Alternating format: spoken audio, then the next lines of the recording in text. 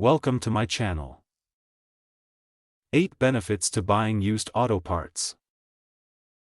Step 1. Save money. Used auto parts usually cost much less than brand new parts, helping you repair your vehicle while staying within budget. Step 2. Find hard-to-get parts. For older or discontinued vehicles, used parts can be easier to find than new replacements. Step 3. Get original parts. Many used parts are genuine OEM components that were originally installed by the vehicle manufacturer. Step 4. Reduce repair costs. Buying used parts can lower the overall cost of a repair, especially for expensive components. Step 5. Support recycling. Reusing auto parts keeps usable components out of junkyards and reduces unnecessary waste.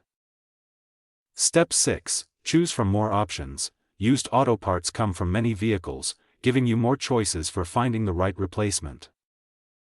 Step 7. Get parts faster. A local auto parts supplier or salvage yard may have the part ready to ship or pick up, reducing waiting time.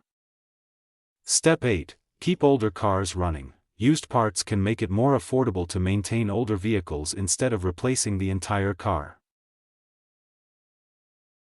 Thanks for watching.